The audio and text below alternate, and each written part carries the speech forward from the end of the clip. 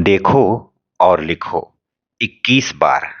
आज का स्वमान मैं महादानी आत्मा हूँ। मैं महादानी आत्मा हूँ। मैं महादानी आत्मा हूँ। मैं महादानी आत्मा हूँ।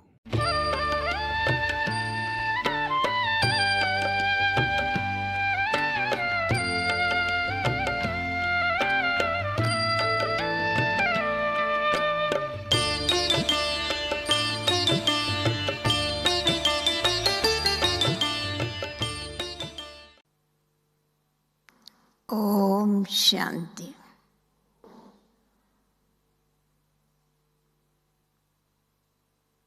इस पुरुषोत्तम संगम युग पर प्यारे बेहद के बाप दादा ने हम बच्चों को कला युग से निकाल करके अपनी गोदी में बिठा दिया। सारी दुनिया में हलचल है, परंतु बाबा ने हम बच्चों को सब हलचलों से छुड़ा करके अपना बच्चा बना करके सब बातों से बचा दिया।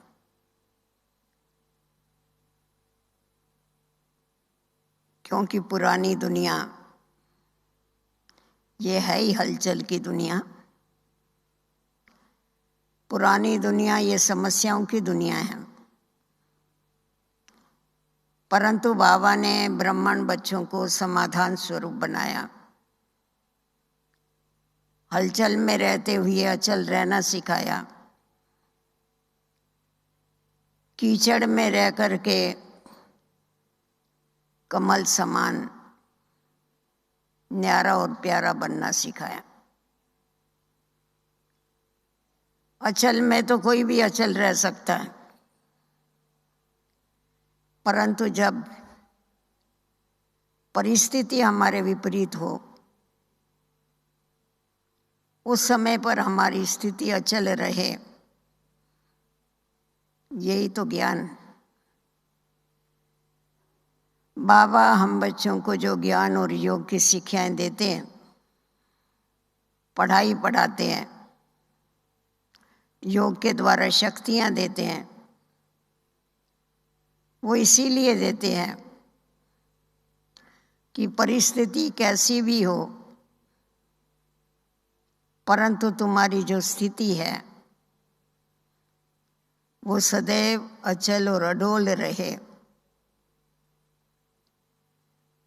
क्योंकि दो अलग अलग चीजें हैं, एक है स्वस्थिति और दूसरी है परिस्थिति। स्वस्थिति और परिस्थिति, इन दोनों का रास्ता ही अलग अलग है। स्वस्थिति जो है वो अंदर से आती है और परिस्थिति जो है वो बाहर से आती है, पर से आती है। तो जब दोनों का रास्ता ही अलग अलग है तो आपस में टकराने का चांस बहुत कम। परंतु चलते चलते जब हम बच्चे स्वस्थिति के लिए जो समय देना चाहिए, स्वस्थिति के लिए जो शक्तियां लगानी चाहिए, उसके बजाय वो समय और शक्तियां कभी कभी परिस्थिति में लगा देते हैं, जिसके कारण स्वस्थिति ये हलचल में आ जाती। अगर सदैव बाबा ने जो दी हुई हमें शक्तियां हैं, उनको अगर हम स्वस्थिति के लिए यूज करते हैं, स्वस्थिति को आगे बढ़ाने के लिए, सशक्त बनाने के लिए बाबा ने जो रास्ता दिया है उसके ऊपर अगर हम चलते हैं तो हलचल में आने का प्रश्न ही नहीं उठता।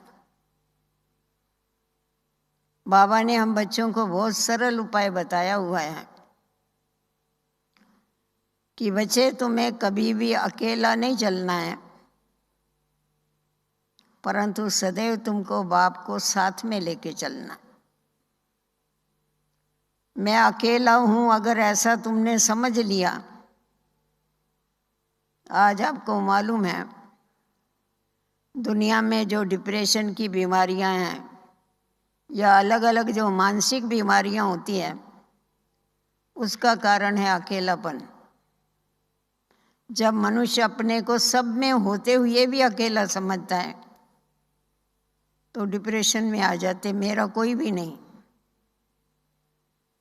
परंतु बाबा ने हम बच्चों को ऐसा अकेला बनाया, अकेला होते हुए भी सदैव बाबा हमारे साथ में हैं। मैं अकेला नहीं हूँ, परंतु मैं बाबा के साथ कंबाइंड।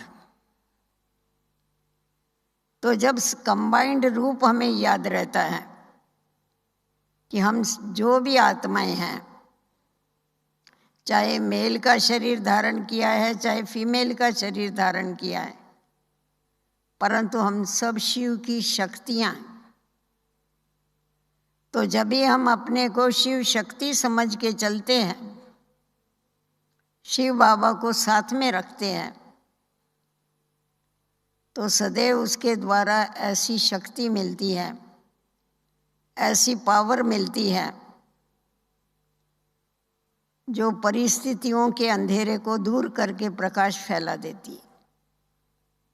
जिस शक्ति के द्वारा पहाड़ जैसी परिस्थिति को भी एकदम राई नहीं परंतु रुई बना देती है, बाबा के संग में इतना बड़ा जादू है।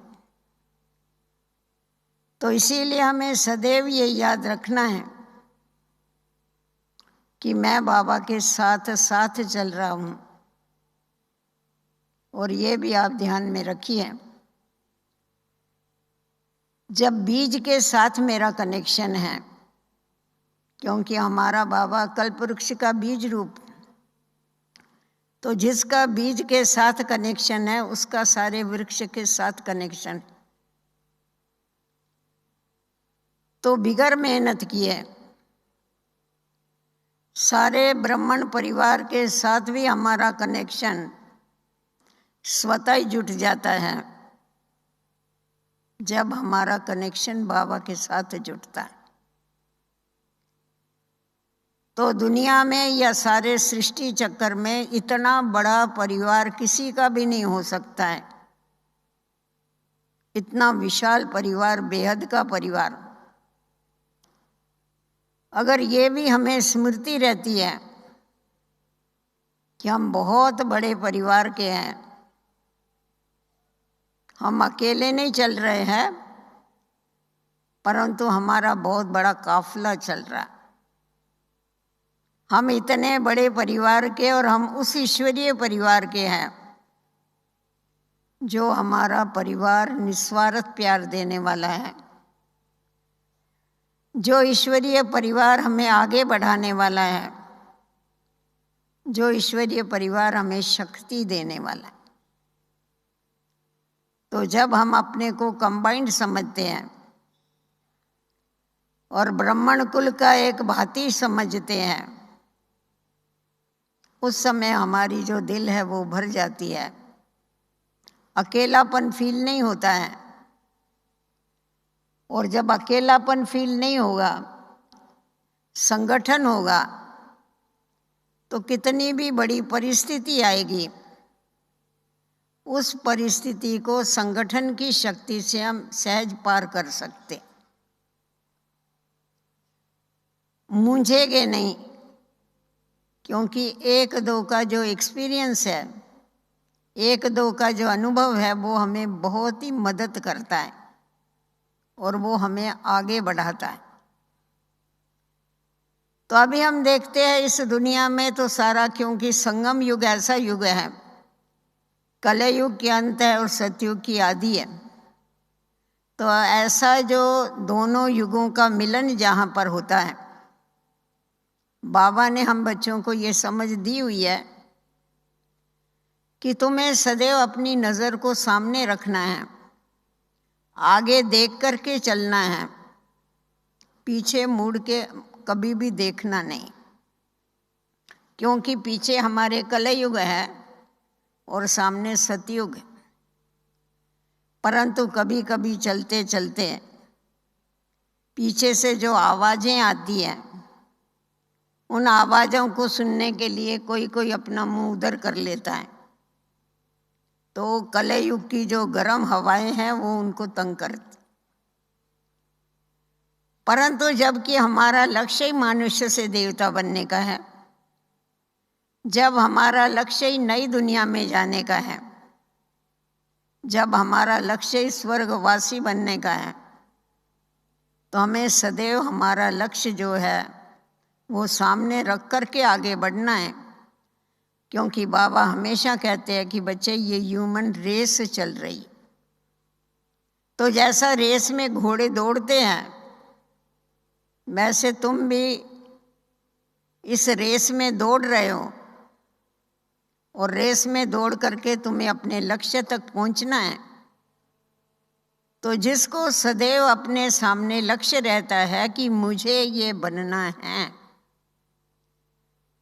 जब ये लक्ष्य पक्का हो जाता है, दृढ़ संकल्प होता है हमारा कि मुझे ये बनना ही है, तो उसके लिए कितनी भी हलचल आवे, कितनी भी परिस्थितियां आवे, कितनी भी अड़चनें आवे, वो फील नहीं होती, क्योंकि हमें वो दिखाई नहीं पड़ती। हमें वो दिखाई पड़ता है कि मैं ये बनने वाला हूँ।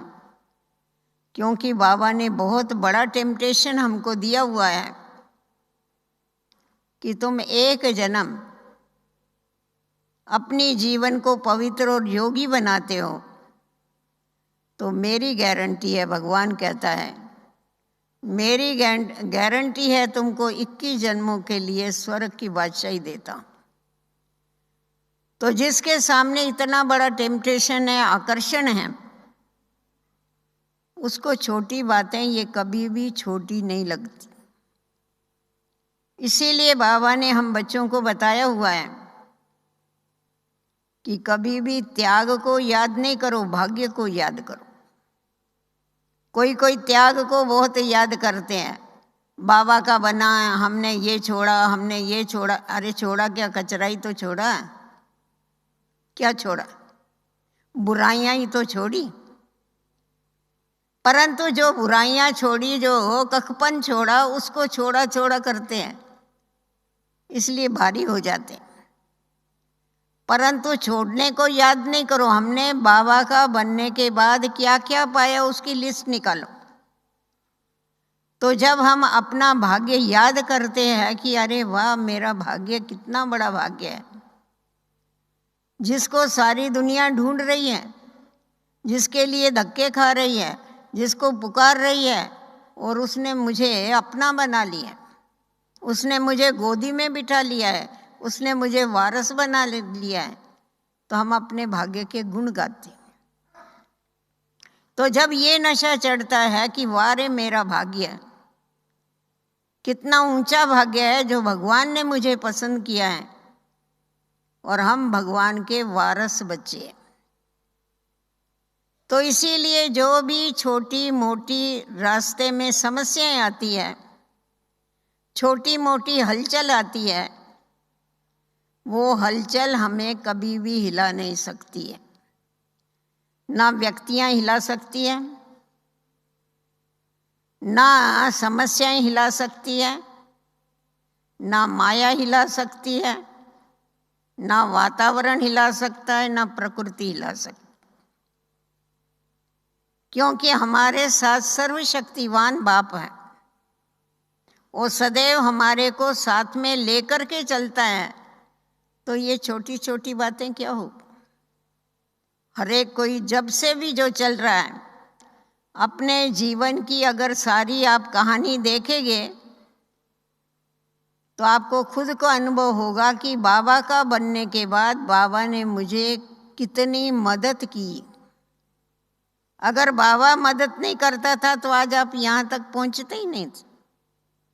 जो भी समस्याएं आई, उस समय बाबा आकर के खड़ा हो जाता है और हमारे को समस्या से पार कर लेता।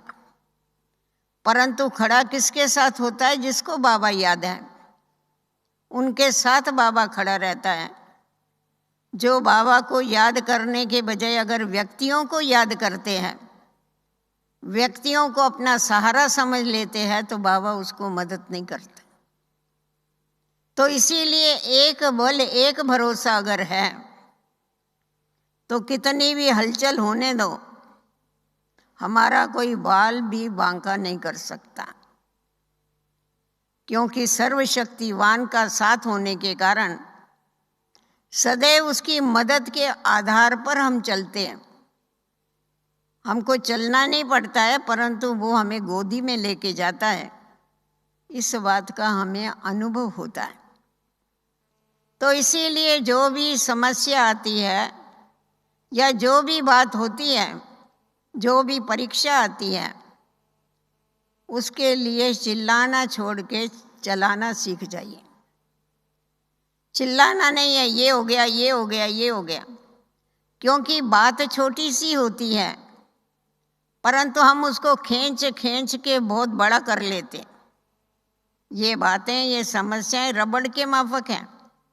आप रबड़ को अगर जितना तानेंगे ना, उतनी बड़ी हो जाएगी, आप छोड़ दो छोटी सी हो जाएगी। तो उसी प्रकार हम जितना सोचते हैं, सोच सोच के हम उसको बड़ा कर लेते हैं, उसका विकराल रूप बना लेते।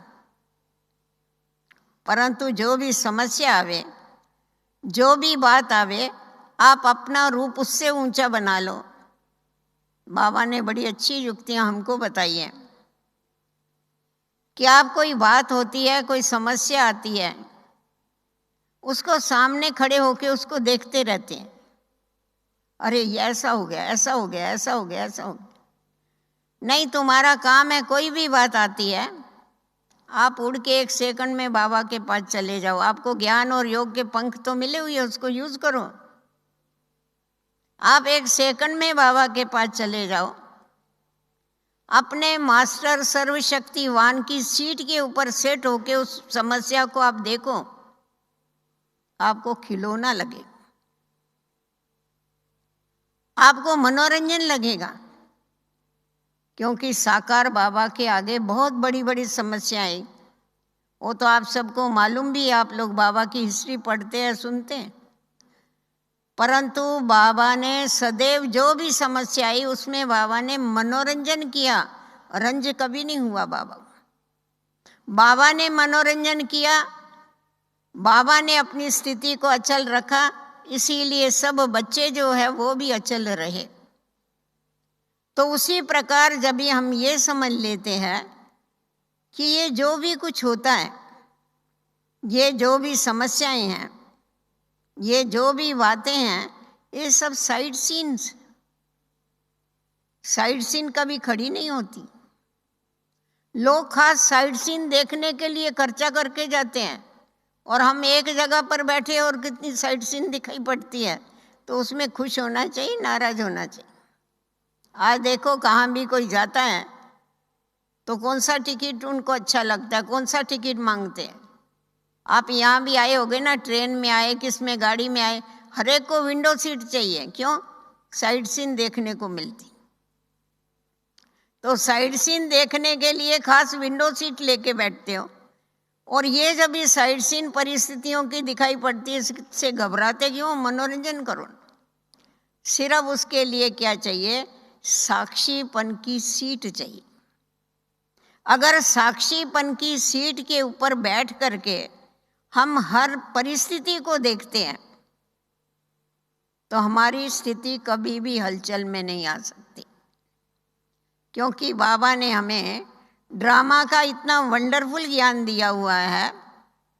बच्चे, जो भी कुछ होता है, नथिंग न्यू, कुछ भी नया नहीं। और ऐसा है, जो बात पहली बारी करनी होती है तो मेहनत लगती है, परंतु जो काम घड़ी घड़ी हम करते हैं उसमें कोई मेहनत नहीं होती है, यूज टू हो जाती। तो वैसा ही हमने इन परिस्थितियों का मुकाबला एक बारी नहीं, परंतु हर कल्प किया हुआ है। इसीलिए हमारे लिए ये कोई नई बात नहीं है। ये पहले भी हुआ था, अभी भी हुआ है, फिर घबराने की क्या बात। तो इस बात को अगर हम बुद्धि में रख करके चलते हैं तो किसी भी परिस्थिति में, किसी भी कंडीशन में हमारी कंडीशन अच्छी रहती। बाहर की कंडीशन को देख के खुद की स्व की कंडीशन को बिगाड़ देवे, स्थिति को बिगाड़ देवे, ये कौन सी समझदारी। तो इसीलिए बाबा ने हमें ये ड्रामा का राज अचल और अडोल रहने के लिए सिखाया है। आज देखो, बाबा हमेशा कहते हैं कि जिस प्रकार आसमान में तारामंडल है, वैसे में मेरे ये धरती का सारा तारामंडल है मेरे बच्चे। इस धरती के तारामंडल में ज्ञान सूर्य भी है, शिव बाबा, ज्ञान चंद्रमा ब्रह्मा बाबा है, और आप सब लकी सितारे हो। परंतु इतने जो ढेर लकी सितारे हैं, उसमें एक ही सितारा ऐसा है जिसको ध्रुव सितारा कहते हैं। आसमान में भी ध्रुव सितारा, वो ध्रुव सितारा कभी भी अपनी जगह नहीं बदलता है। तो बाबा हमेशा हमें बताते थे, ये ध्रुव सितारा है तुम्हारी मम्मा जगदम्बा। कैसी भी परिस्थिति आई, कुछ भी हुआ, तबीयत का कितना बड़ा पेपर दिया, परंतु मम्मा की स्थिति कभी भी हलचल में नहीं। बाबा कहता है तुम ब्राह्मणों की माला नहीं बना सकता हूं, क्योंकि आज देखेंगे तो एकदम तुम्हारा आगे नंबर है, बहुत अच्छी अवस्था है, बहुत आगे बढ़ रहे हो। 2 दिन के बाद देखेंगे तो एकदम ड्राउन हो जाएंगे, नीचे आ जाएंगे, कोई बात होगी। तो तुम्हारी माला कैसे बनाऊं? रोज यही धंधा करूं क्या? तुम्हारा नंबर लगाऊं, फिर तुम पीछे जाओ, तुमको पीछे ले जावे, इसीलिए तुम्हारी माला नहीं बनती जाओ। परंतु मम्मा जो है, मम्मा ने अपनी स्थिति को एक रस बना के रखा, क्योंकि वो सदैव एक की याद में रही और एक की मत पर चली। अचल स्थिति तभी बन सकती है जब सदैव एक नामी बन करके हम चलते हैं, बाबा के बिगर और कोई भी याद नहीं है। और जब ही सदैव उसी की मत पर चलते हैं, एक की मत पर चलने से हमारी स्थिति एक रस बन जाती। तो मम्मा ने ये अपने ऊपर मेहनत किया, सदैव बाबा की याद में लगन में मगन रही। तो हमें सदैव लगन में मगन रहने के लिए कुछ बातों का ध्यान देने की आवश्यकता है। वैसे भी हम देखते हैं मगन स्थिति कभी आती है, इसमें भी स्टेजेस है। एक है पहले अध्ययन, फिर उसके बाद है मनन चिंतन। मनन चिंतन करते करते धीरे धीरे हम लगन में मगन हो जाते। तो इसीलिए हमारा अध्ययन अर्थात पढ़ाई के ऊपर हमारा बहुत बहुत अटेंशन चाहिए। तो जितना हमारा इस पढ़ाई के ऊपर अटेंशन है, जितना जितना हम अध्ययन करते हैं, पढ़ाई पढ़ते हैं, जितना हमारा बाबा से प्यार है, उतना ही बाबा की मुरली से अगर हमारे को प्यार है, हम उस लगन से बैठ के बाबा की मुरली पढ़ते हैं, बाबा की मुरली सुनते हैं, और फिर ऐसा नहीं सिर्फ सुन लिया तो उधर का उधर ही छोड़ दिया। आज भोजन खाया, परंतु अगर उसको हजम नहीं किया तो ताकत नहीं मिलती। तो उसी प्रकार जो हम बाबा का ज्ञान सुनते हैं, उसके ऊपर मनन और चिंतन करने की आवश्यकता। तो जितना जितना हम मनन चिंतन करते हैं, कहते हैं सिमर सिमर सुख पाओ। तो घड़ी घड़ी रिवाइज करने से, सिमरन करने से हमारे को अतीन्द्रिय सुख का अनुभव होता है। जितना जितना हम ज्ञान का चिंतन और मनन करते हैं, उतना उतना वो हमारी प्रॉपर्टी बन जाती। आज ज्ञान तो अथाह है, परंतु उसमें से हमने अपना कितना बनाया? अपना आप तभी बना सकते हो जब आपको याद होगा। अगर याद नहीं होगा तो जीवन में धारणा कैसे होगी? क्योंकि ज्ञान जो है वो सिर्फ पढ़ाई नहीं है। ज्ञान जो है वो सिर्फ अमृत नहीं है, परंतु ज्ञान शस्त्र भी है। शस्त्र का काम करता है ज्ञान, क्योंकि हमारी माया के साथ युद्ध है ना। तो अस्त्र शस्त्र से हम योद्धों को सदैव सुसज्जित रहना चाहिए। वो कभी हो सकता है जब भी हमको उसकी स्मृति होगी। अगर स्मृति नहीं होगी, हमें याद नहीं होगा, तो सामने माया रावण आके खड़ा हो जाएगा। माया किस रूप में आती है? परिस्थितियों के रूप में आती है। आकर के खड़ी हो जाए, किसी व्यक्ति के रूप में आती है। तो किसी ना किसी रूप से जब भी वो खड़ी हो जाएगी, परंतु हमारे पास अगर ज्ञान का शस्त्र ही नहीं होगा तो हम विजय कैसा प्राप्त करें? तो इसीलिए हमारे को मनन चिंतन करके उसको सिमरण में लाके अपना बना के रखना है। हमारा ज्ञान का खजाना बहुत भरपूर होना चाहिए। बाबा जो है वो ज्ञान का सागर। शास्त्रों में गायन है कि एक बारी चिड़िया, पेड़ पर से उतरी चिड़ियाँ, और उन्होंने क्या किया, छोटी छोटी चोंच से सारा ज्ञान ये सागर को हप कर लिया। तो साकार बाबा बोलते थे ये यहाँ का ही दृष्टांत है। तुम कल्प वृक्ष से, क्योंकि हम लास्ट में खड़े हैं, कल्प वृक्ष से नीचे उतर के इस संगम युग पर ज्ञान सागर का सारा ज्ञान हप कर लेते। सारा ज्ञान तुम ले लेते हो। तो हमने जब सारा ज्ञान हप कर लिया है तो वो हमारा प्रैक्टिकल लाइफ में आना चाहिए। तो जितना जितना हम उसका सिमरण करते हैं उतना उतना हमको सुख की अनुभूति होती है और वो हमारी प्रॉपर्टी बन जाती। और उसके बाद उसका सिमरण करते करते हम उसके लगन में मगन हो जाते। और जब लगन में मगन की अवस्था आती है तो वही अग्नि का काम करती। उस योग की अग्नि में हमारे विक्रम विनाश होते हैं। उस योग की अग्नि में विघ्न विनाश होते हैं, क्योंकि हम विघ्न विनाशक हैं। बाबा ने हम सभी को बताया है कि तुम गणेश, तुम्हारी यादगार है गणेश। आज जो महाराष्ट्र में इतना पूजा जाता है, गाया जाता है, वो तुम बच्चों की यादगार। तुम विघ्नों को विनाश करने वाले हैं। फिर जब हम है ही विघ्न विनाशक, तो विघ्न आएंगे तभी तो विनाश करेंगे ना। आप कहेंगे विघ्न आवे ही नहीं तो विनाश, विघ्न विनाशक का टाइटल हमारा रंग हो जाएगा। फिर ऐसा है ना, आवे ही नहीं, समझो कोई समस्या नहीं आवे। अगर कोई समस्या नहीं आवे तो हम समाधान स्वरूप कैसे बनेंगे? तो समस्या आएगी, विघ्न आएंगे, परंतु हमारे को वो विनाश करने हैं अपनी योग और ज्ञान की शक्ति से। देखो, जैसा कोई व्यक्ति है, एक दुकानदार है, उसकी दुकान कौन सी है? उसकी दुकान है टीवी रिपेयर की दुकान। बोर्ड लगा हुआ है टीवी रिपेयर। उसके पास कौन सी टीवी आएगी? नई टीवी आएगी या बिगड़ी हुई टीवी आएगी? बिगड़ी हुई आएगी ना। फिर वो चिल्लाता रहे, ये क्या है, ये सब खराब टीवी मेरे पास लाके रखते हैं, ये कोई बात है? अच्छी टीवी तो कोई नहीं। अरे तुम्हारा काम क्या है? तुम्हारा धंधा ही क्या है? तुम्हारा धंधा ही बिगड़े हुए को बनाने का धंधा है। तो वैसा हमारा धंधा ही है हलचल में अचल रहने का, अचल करने का, समस्या का समाधान करने का, विघ्नों का विनाश करने का। फिर चिल्लाते क्यों?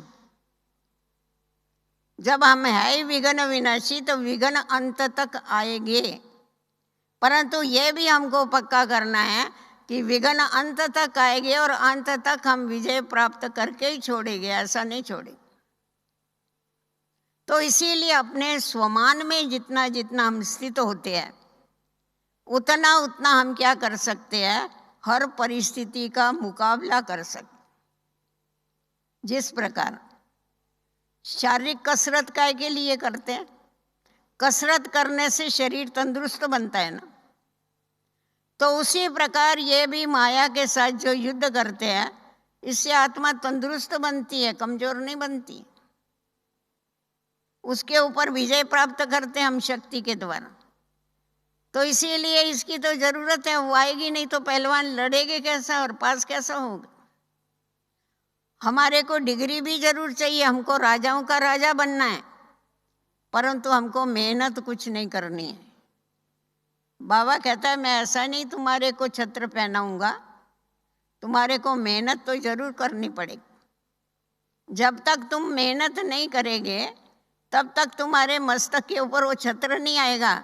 इसलिए तुम्हारे को पहले तो क्या करना पड़ेगा, सेवा का छत्र पहनना पड़ेगा, फिर उसके बाद तुम्हारे को रत्न जड़ित छत्र मिलेगा। ऐसा नहीं मिलने वाला है। तो जितना जितना देखो हमारे सब्जेक्ट भी ऐसे है, ज्ञान, योग, धारणा और सेवा। तो सेवा का भी हमारा सब्जेक्ट ऐसा है जो हमारे को हलचल में भी अचल बनाता है। आप कहेंगे कैसा? क्योंकि जब भी हम औरों की सेवा करते हैं, औरों को बैठ करके समझाते हैं, दूसरों को समझाते हैं तो खुद भी सुनते हैं। औरों को जब भी हम बैठ के बताते हैं कि तुम्हें अपनी अवस्था को एक रस रखना है, तो अगर हमारे सामने कोई परिस्थिति आएगी तो हमारे को कंपलसरी एक रस रखना पड़ेगा अपनी स्थिति को, क्योंकि हम औरों को पढ़ा रहे हैं। क्योंकि हर एक कोई बताता है, यहाँ जो भी बैठा है वो सब बाबा का ये सब टीचर है। ऐसा नहीं जो सामने बैठा है वो टीचर है। पहले दिन से बाबा का विद्यार्थी बनते ही हमारे को तिलक मिल जाता है, टीचर को सीट मिल जाती है। आते ही औरों को पढ़ाना चालू कर देते, बाबा का परिचय देना चालू कर देते। तो जब दूसरों को ऊंची स्थिति हम बैठ के बताते हैं कैसी बनानी है, तो पहले हमें अपनी स्थिति बनानी पड़ती। अगर हम अपनी स्थिति को ऊंचा नहीं बनाते हैं तो हम दूसरों को कहने के हकदार नहीं रहते। तो बाबा इतना चतुर सुजान है, हमारे को जल्दी कंप्लीट बनाने के लिए बाबा ने सेवा की सब्जेक्ट हमारी पढ़ाई में रखी हुई कि बच्चों के ऊपर ये बंधन हो जाएगा कि हमें अन्य आत्माओं की सेवा करनी है। सेवा करनी है तो मुझे जरूर कंप्लीट बनना, जो दूसरों को सुनाना है वो मुझे धारण करना है। आप औरों को बोलो बाबा को याद करो और खुद याद नहीं करो, ऐसा हो सकता है? करना ही पड़ेगा आपको याद। औरों को बोलो क्रोध नहीं करो, खुद के ऊपर कंट्रोल आ जाता है। अरे नहीं, हम औरों को समझाते हैं, नहीं होना। कभी समझो किसी को आया भी मनसा में, फिर खुद को कंट्रोल कर, नहीं हम औरों को समझाते हैं, ऐसा नहीं करने का है। तो इसीलिए वैसे तो देखो दूसरी जो स्कूल कॉलेजेस में होता है, डिग्री पढ़ने के बाद उनको फिर बैठ कर के तुम जाके दूसरों के टीचर बनो, पर यहाँ ऐसा नहीं है। तुम पढ़ो भी और साथ में दूसरों को पढ़ाओ भी, दोनों भी काम साथ में करते रहो। तो जितना जितना हम औरों को पढ़ाते हैं वो वास्तव में औरों को नहीं पढ़ाते, हम अपने को ही पढ़ाते रहते। औरों को नहीं सुनाते, हम खुद ही सुनते रहते हैं। तो घड़ी घड़ी वही हमारी बुद्धि में ज्ञान घूमता रहता है, मुख से वही ज्ञान वर्णन होता रहता है। तो उससे क्या होती जाती, हमारी जो स्थिति है वो मजबूत होती जाती। तो स्थिति को मजबूत करने के लिए जैसा ज्ञान योग की आवश्यकता है धारणा के लिए, वैसा ही सेवा की भी बहुत ही आवश्यकता है। तो इसलिए बाबा ने हमें क्या किया है, विश्व सेवाधारी बनाया हो। हमें सारे विश्व का कल्याण करना है, परंतु उसमें कंडीशन ये है कि स्व परिवर्तन से विश्व परिवर्तन। कंडीशन बहुत बड़ी रखता है। तुम्हें विश्व का परिवर्तन करना है तो पहले क्या करना पड़ेगा, खुद का परिवर्तन करना पड़ेगा। तुम्हारे को खुद को धारणाएं करनी पड़ेगी, तभी तुम औरों का परिवर्तन कर सकेगी। तो इसीलिए कैसी भी परिस्थिति आवे, परंतु उस परिस्थिति का हमें मुकाबला करना है, और मुकाबला करने के लिए हमें अपने पास शक्तियाँ जमा करनी हैं। उसके लिए बाबा हम बच्चों को पाठ पढ़ाते हैं कि बच्चे कभी भी ये हम स्लोगन अगर याद रख लेवे ना कि मुझे कभी भी बुरा सुनना नहीं है, मुझे बुरा देखना नहीं है, मुझे बुरा बोलना नहीं है, मुझे बुरा सुनना नहीं, तो क्या हो जाएगा, हमारा जो समय वेस्ट जाता है ना वो समय हमारा बच जाएगा। जब बुरा सोचना ही नहीं है, सोचेंगे ही नहीं बुरा, सोचेंगे ही हम श्रेष्ठ ऊंचा, तो क्या हो जाएगा, वो श्रेष्ठता वो हमारे कर्मों में आती जाएगी। मुझे बुरा सुन करके मेरा समय वेस्ट नहीं करना है, क्योंकि संगम युग पर समय, श्वास और शक्ति ये बहुत बड़ी प्रॉपर्टी है हमारी। हमारे को हमारा समय वेस्ट नहीं करना है, हमारे संकल्प वेस्ट नहीं करने हैं, हमारे संकल्प वेस्ट नहीं करने। तो वेस्ट संकल्प कभी चलते हैं? वेस्ट संकल्प तब चलते हैं जब फालतू बातें हम सुनते हैं। अगर फालतू बातें सुनेंगे ही नहीं तो आपको वेस्ट संकल्प चलेगा ही नहीं। आप कहे नहीं मैं सुनेगा तो भी मेरे को कुछ नहीं हो, ऐसा हो ही नहीं सकता है। फालतू सुनने से फालतू संकल्प चलते ही है और उसमें हमारा समय और शक्ति दोनों भी वेस्ट होती है। फालतू बोलने से उसमें भी हमारी ताकत जाती है, शरीर की भी ताकत जाती है, आत्मा की भी ताकत जाती है। इसीलिए बाबा कहता है कभी बुरा नहीं बोलो, बोलना है तो ज्ञान बोलो, बोलना है तो आत्मोन्नति की बातें बोलो, अगर नहीं बोल सकते चुप करके बैठ जाओ। चलो, कहा जाता है एक चुप सो सुख। चुप बैठो, मौन को धारण कर लो, सो सुख है, उसमें झंझट ही नहीं। तो अपनी शक्ति को हमको बचाना है, क्योंकि शक्तिशाली बनने से ही हम अचल रह सकेंगे। आज देखो जैसा प्रकृति का वातावरण चेंज होता है, कोई बीमारी होती है, कुछ होती है, वातावरण एकदम चेंज हो जाता है। तो जिनके शरीर कमजोर है उसके ऊपर वातावरण का असर होता है, जिनके शरीर तंदुरुस्त है उसको वातावरण का असर नहीं होता। तो वैसा ही हलचल की जो स्थिति है, पर स्थिति किसकी, स्वस्थिति किसकी बिगड़ती है? जिसकी कमजोर है।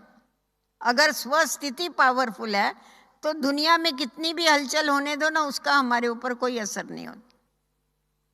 इसीलिए हमारे को हलचल को हटाने की जरूरत नहीं, हमारे को स्वस्थिति को अचल करने की आवश्यकता। ऐसा थोड़ा ही बोलेंगे ये धूप नहीं होवे तो हमारा शरीर ठीक रह सकता है। अरे धूप से अपने को सेव करो तुम, उसके लिए साधन अपनाओ। ठंडी का अगर असर होता है तो ठंडी से साधन अपनाओ, तुम गर्म कपड़ा पहनो। हम कहेंगे नहीं ये ठीक हो जावे, ठंडी चली जावे, ठंडी कैसी जाएगी? वो तो अपने समय पर आएगी। तो जैसे ये स्थूल हम देखते हैं कि नियम के अनुसार प्रकृति अपना रंग बताती है, वैसा ही परिस्थितियां भी जो है वो आती है और चली जाती है। उसके लिए हमारे को घबराने की कोई ज़रूरत नहीं, उसके लिए हमारे को सोचने की कोई ज़रूरत नहीं है। सदैव बाबा को साथ रख करके आगे बढ़ने की ज़रूरत है और आगे बढ़ाने की आवश्यकता है। और हमें कल पहले वाली बाबा ने याद दिलाई है कि तुम मेरे विजयी रतन हो, तुम कल्प विजय प्राप्त करते हो। तो जब हम कल्प विजय प्राप्त करते, आज भी बाबा कह रहे थे 3 बिंदु को याद कर लो ना आप। मैं भी बिंदु, मेरा बाप बिंदु और ड्रामा बिंदु, इन 3 बिंदुओं को लगा दो, देखो कोई भी हलचल नहीं। परंतु हम स्व की सीट के ऊपर सेट नहीं होते। स्व की सीट के ऊपर सेट न होने के कारण बाहर की बातें जो है वो क्या करते हैं, हमारे को डिस्टर्ब करती। जैसे देखो मम्मा थी अपनी, मम्मा ने खुद के ऊपर बहुत मेहनत की है। सदैव अंतर्मुखता की गुफा में बैठी रहती थी, तपस्या करती थी, सारा कारोबार संभालते हुए भी एकदम न्यारी रहती थी। आप समझ सकते हैं, इतना 350 भाई बहन होवे, सबके स्वभाव अपने अपने, सबके संस्कार अपने अपने, सबके विचार अपने अपने, और सबको एक करके चलाना, ये तो कितनी बड़ी बात होवे। 2-4 होवे, घर में भी 2-4 होते हैं तो कितनी भिन्नता होती है। 350 की तो कितनी भिन्नता होगी। और सब कलयुग में से आए हुए थे, कोई बने बनाए तो नहीं थे, सब बनने वाले थे ना, बनने के लिए आए ना, मनुष्य से देवता बनने के लिए आए। तो इतनों को बैठ के चलाना, ये ड्यूटी मम्मा के ऊपर थी। बाबा ज्ञान से परवरिश करता था, पर मम्मा तो टोटल कर्मों को चेंज करने के लिए मेहनत करती थी बच्चों की। परंतु मम्मा की ये विशेषता थी कि मम्मा कभी भी किसी की बुराई को नहीं देखती, उनकी अच्छाई देखो, और उनकी जो उसमें अगर जो बुराई है उस बुराई को निकालने के लिए मदद करो। तो हमारे अंदर भी अगर ये गुण होता है, हम सर्व के गुणों को ग्रहण करते हैं, हमारी गुणग्राही दृष्टि होती है, तो गुणग्राही दृष्टि से क्या होता है, जो व्यक्तियों के द्वारा हमारे आगे हलचल आती है या परीक्षाएं आती है, उससे हम सहज पार हो जाते। ये वैरायटी ड्रामा है, 5 अंगुलियां एक जैसी नहीं है, तो 5 व्यक्ति एक जैसे कैसे हो गए? अब जब अंगुली एक जैसी नहीं, मेरी है अंगुली, वही एक जैसी नहीं है, व्यक्तियां एक जैसी कैसी होगी? सब अलग अलग। सभी के स्वभाव अलग अलग है, सभी के संस्कार अलग अलग है, परंतु हमारा काम है सबके साथ एडजस्ट होकर के चलना, क्योंकि मुझे रियल गोल्ड बनना है। मेरा लक्ष्य क्या है, ये मुझे याद करना चाहिए। क्योंकि बहुत लोग आपसी एक दो के टकराव के कारण बहुत डिस्टर्ब, बहुत हलचल में आते रहते, परंतु वास्तव में देखा जावे तो हमारे को टकराना नहीं है किसी के साथ। देखो प्रकृति में भी कितने गुण है, पानी में कितना गुण है। पानी जो बहता है, नदियाँ, पहले तो थोड़ा पानी बहता है झरने जैसा, फिर धीरे धीरे धीरे धीरे वो कितनी नदियों को, पानी को इधर उधर से इकट्ठा कर लेते। जब भी वो पानी बहता है, पहाड़ पर से नीचे उतरता है, उसको कितनी अड़चन आती है, कितने पत्थर आते हैं, परंतु वो कहाँ ना कहाँ से रास्ता निकाल करके आगे बढ़ता, किसी से टकराता नहीं। कोई कोई पत्थर उसको आके टकराते टकराते वो फिर अपना रास्ता बदली कर लेता, फिर कोई उसके साथ साथ चलते, ऐसे भी होते हैं। तो वो क्या करता है, पानी उसको, उसके चारों तरफ के कोने वोने घिस करके उसको एक शालिग्राम बना देता, शिव बना देता। बोल, तो प्रकृति में इतनी ताकत है, वो उसके साथ अपकार करता है, परंतु ये उसके ऊपर उपकार करता। तो इसीलिए हमें ये ध्यान में रखना है कि हम औरों के साथ टकरा के, मम्मा हमेशा बड़ी अच्छी बात इसके ऊपर बताती थी, ये हलचल की बहुत बड़ी बात होती है, संस्कारों का मिलन नहीं होने के कारण स्थिति हलचल में आती। तो मम्मा कहती थी देखो 2 चीज़ें हैं, एक है मटका, दूसरा है घड़ा। घड़ा जो है वो पीतल का है और मटका जो है वो मिट्टी का है। अभी अगर मटका घड़े के साथ जाके टकराता है तो क्या टूटेगा? मटका टूटेगा, घड़ा टूटेगा, पीतल का टूटेगा, मिट्टी का टूटेगा, मिट्टी का ही टूटेगा ना। और अगर समझो पीतल वाला घड़ा मटके के साथ जाके टकराता है तो क्या टूटेगा? तो भी मटका ही टूटेगा, मिट्टी वाला ही टूटेगा, वो तो टूटेगा नहीं। तो उसी प्रकार अगर मैं किसी के साथ टकराऊं तो भी मेरा सिर फूटेगा, अगर कोई मेरे साथ टकराएगा तो भी मेरा सिर फूटेगा। इसीलिए मुझे क्या करना है, मेरे सिर को बचाना, अर्थात मेरे को मेरे संस्कारों को चेंज करना है, मेरे को मेरे स्वभाव को चेंज करना है। मेरे को ये कंप्लेन नहीं करनी है कि ये मेरे साथ टकराता है इसीलिए मैं हलचल में आता हूँ। तुम टकराने देते क्यों हैं? जो गाड़ी चलाते हैं उनको इतना तो अक्ल होता है ना, सामने से समझो खुद तो ठीक जा रहे हैं, राइट जा रहे हैं, परंतु कोई कोई बेफाम गाड़ी चलाते हैं, सामने से आ रहा है तो वो क्या करेगा, अरे मैं तो ठीक रास्ते पर से जा रहा था, उसकी भूल है, वो सामने से आ रहा था, रंग आ रहा था। नहीं, जो सियाना होगा ड्राइवर वो क्या करेगा, तुरंत रास्ता बदली कर लेगा, डाइवर्शन ले लेगा ना कि सामने वो आके टकरावे नहीं। तो उसी प्रकार कोई अगर हमारे से आके टकराता है तो हमारा काम है रास्ता बदली कर लेना, हमें उसके साथ नहीं टकरा। हम दूसरे को दोष नहीं दे सकते कि इसके कारण हम हलचल में आए, इसके कारण हमारी स्थिति खराब हुई। दूसरों को दोष देने के बजाय हमें खुद को करेक्शन देने की आवश्यकता। तो जितना हम इन बातों का ध्यान रखते हैं उतने हमारे जो संस्कार है वो परिवर्तन में आते जाते हैं।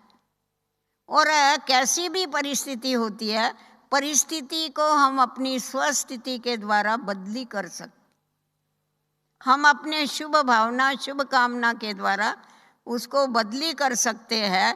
जबकि हम खुद के ऊपर ध्यान देते हैं तो होता है ये, नहीं तो नहीं होता। तो ये तो अंत तक होगा, प्रकृति के द्वारा भी परीक्षाएं आएगी, व्यक्तियों के द्वारा भी आएगी। बाबा ने यहाँ तक भी बताया तुम्हारे जो पुराने संस्कार है वो भी निकलेंगे, इसीलिए तुम पहले से ही अपने को चेक करो कि ऐसा तो कोई संस्कार नहीं हमारे अंदर भरा हुआ। कभी कभी ऐसा छुपा हुआ संस्कार होता है जो एकदम आकर के निकलता है, मालूम भी नहीं पड़ता। आप देखेंगे ना, रामायण में दृष्टांत बताते हैं, सीता ने राम के लिए क्या किया, उसका सानिध्य पाने के लिए, उसके साथ रहने के लिए राजा ही छोड़ दिया, सारी सुख सुविधाएं छोड़ दिया। बेचारी एकदम वनवासी बन गई, उसके साथ चली गई। फिर उसके साथ जाके कितना बरस वो वैसी रही, वनवास में रही। और उसके बाद क्या हुआ, एक सोने का हरण देखा, उसका टेम्पटेशन आ गया, उसको आकर्षण आ गया। है हमारी बातें ये, सोने का हरण इतना, उसको सोने का खुद का सारा राजभाग छोड़ के आई और वो सोने के हरण को देख के इतनी आकर्षित हो गई, उसको मरा हुआ या जिंदा पकड़ के लेके आओ, जिद पर आ गई। फिर राम ने भी देखा, इसको तो मेरे बदले अभी सोने के साथ ही ज्यादा प्यार हो गया, जाने दो इसको सोने की दुनिया में। गई ना फिर सोने की दुनिया में, लंका सोने की दुनिया थी ना, फिर उधर गई, फिर उसको क्या मिला वहां बताओ। तो ये हम लोगों को चेक करना है कि हमारे को किसी कोई ऐसा विकार, ऐसा कोई आकर्षण हमारे अंदर छुपा हुआ तो नहीं है जो हमारे को पुरानी दुनिया में खींच के ले जावे। ऐसा कोई अगर थोड़ा भी छुपा हुआ होगा, बाबा कहता था अगर अंश है तो वंश बनने के बिगर नहीं रहता है। माया घड़ी घड़ी क्यों आती है, क्योंकि उसका कर्जा लेके रखा है तुमने, उसको अभी तक उसके जो अनुयायी है, फॉलोअर्स है, उसको खलास नहीं किया है, कोई ना कोई अंदर छुपा है उसका अंश। इसीलिए जो कर्जा लेने वाले घड़ी घड़ी दरवाजा ठोकते आके, मेरा कर्जा दो, मेरा कर्जा दो। तो माया घड़ी घड़ी आके तुमको सताती है तो तुम चेक करो ना क्या है उसका, मेरे पास क्या रखा हुआ है जिसके कारण मेरे पास आती है। तो इसके लिए हमें अपनी बहुत सूक्ष्म चेकिंग चाहिए। जब हम अपनी बहुत सूक्ष्म चेकिंग करते हैं तो हमें हमारी जो भी कमजोरियां हैं वो दिखाई पड़ती है, और वो दिखाई देने के बाद हम खुद को परिवर्तन कर सकते हैं। इसीलिए बाबा कहता है बच्चे स्वचिंतन करो, स्वचिंतन, परमात्म चिंतन, ज्ञान चिंतन। इससे हम कैसी भी परिस्थिति होवे उसमें हम विजयी बन सकते हैं। सिर्फ परमात्म चिंतन, ज्ञान चिंतन से काम नहीं चलेगा, स्वदर्शन और स्वचिंतन की भी बहुत ही आवश्यकता है। तो अपने को देखो, अंतर्मुख होकर के अपने को चेक करो, और चेक करके क्या करो, रियलाइज करो। क्योंकि बाबा ने हमें जन्म होते ही तीसरा ज्ञान का रियल आय दिया हुआ है, तीसरा नेत्र दिया हुआ है। तो हमें रियलाइज करके अपनी कमी कमजोरियां निकाल के हमें कंप्लीट बनना है। तो हमारी जब कमजोरी निकल जाएगी फिर परिस्थिति हमें कुछ भी नहीं कर सकती है, हम सदैव आगे बढ़ते जाएंगे। तो इसीलिए हमें मम्मा के माफक अचल और अडोल बनने का है। हमारी वो यादगार है, तो उस यादगार को हमें प्राप्त करना है। इसीलिए सदैव एक की याद में रहना है, एक की श्रीमत पर चलना है, और जिस रास्ते से बाबा गया हमें उसी रास्ते से जाना। तो बाबा जिस रास्ते से गया उसको जो डिफिकल्टी आई वो हमको भी आएगी ना। जैसा आप बम्बई से यहाँ आए या महाराष्ट्र से कहाँ से भी आए, तो रास्ते में जो सीनरी आपको मिली, दूसरे उस रास्ते से आएंगे तो उनको भी वही मिलेगी। तो उसी प्रकार बाबा जिस रास्ते से गया, बाबा के आगे जो परीक्षाएं आई, जो बातें आई, वो हमारे आगे भी आएगी। फिर बाबा अचल और अडोल रहा तो हम उसके बच्चे क्यों नहीं अचल अडोल रह सकते। हमारे आगे हमने कोई नया रास्ता तो अपनाया ही नहीं, हम तो उसी रास्ते से चल रहे हैं। तो इसीलिए हमेशा कहा जाता है सी फादर फॉलो फादर। बाबा को देखो, बाबा को फॉलो करो, सहज सहज अपने लक्ष्य तक पहुंच जाएंगे, बाप समान बन जाएंगे और अपने घर चलेंगे। इसीलिए हलचल में न आके सदैव अचल और अडोल रहो। ओम शांति।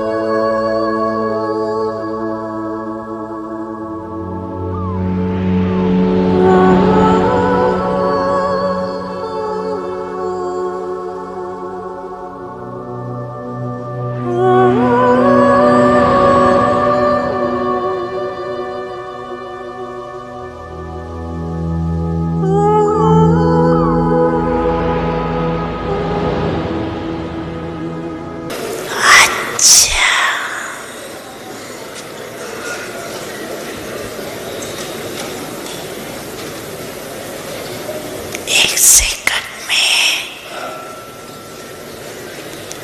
मानक की ड्रिल याद है, याद है।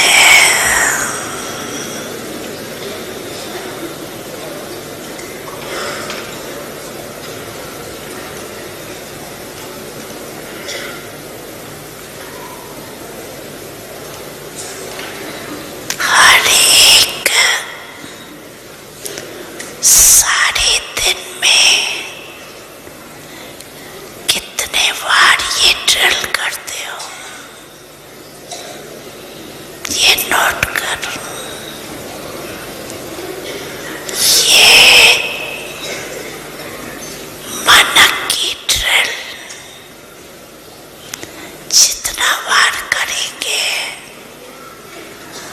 उतना ही सहज योगी, सरल योगी बनेंगे।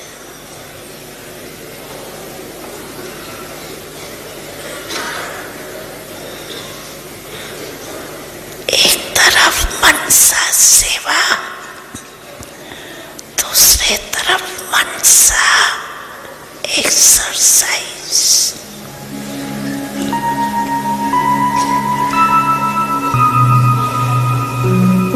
अभी अभी निराकारी, अभी अभी फरिश्ता,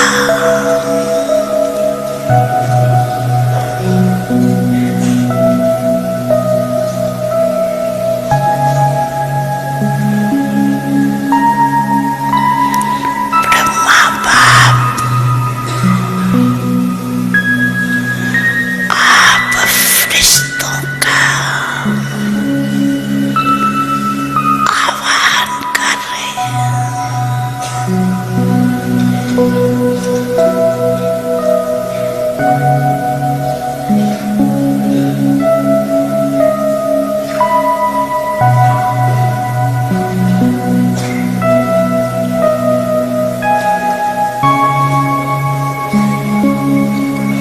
फरिश्ता बन के ब्रह्मा बाप के साथ अपने घर निराकार रूप में चलना।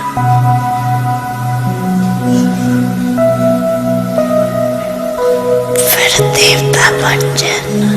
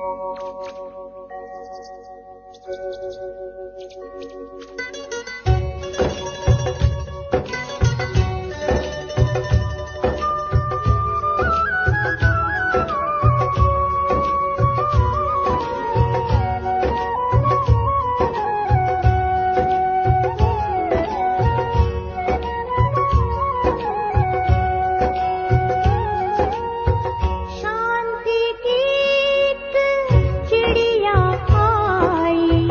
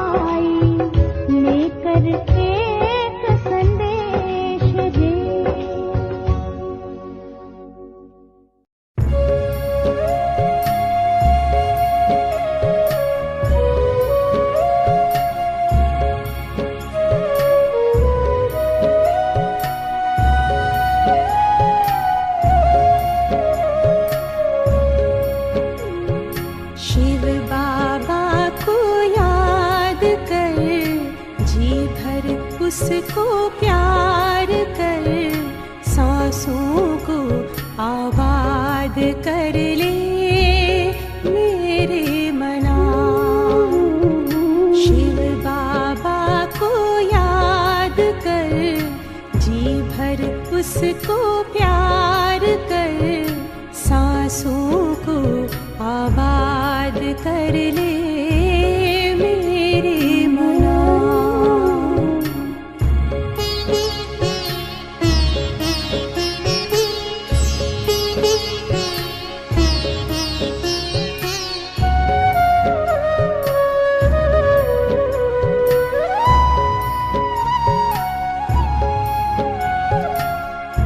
आया है लेके झूमती बहारें, रिमझिम बरसती स्नेह की फुहारें।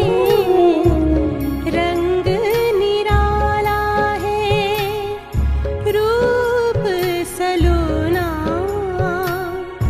दिल चाहे उससे जुदा कब न होना। अब ना इंतजार कर, बैठना हिम्मत हार कर, प्रभु का तू दीदार कर ले मेरे मना। शिव बाबा को याद कर, जी भर उसको प्यार कर, सांसों को आबाद कर ले मेरे मना।